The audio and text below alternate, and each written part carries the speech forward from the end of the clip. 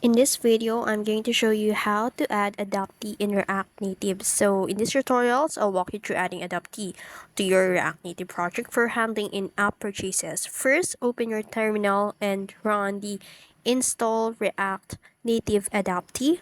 So you'll need to install the Adapty SDK in order to run this terminal or this command. So this is the Adapty. So yeah, as you can see, just copy on that and then paste it onto your terminal.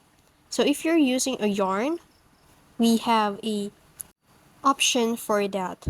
So once you're done installing the Adapty SDK, you can now link the native module. So if you're not using Expo, you can run like pod dash install, and then this installs the necessary iOS pods.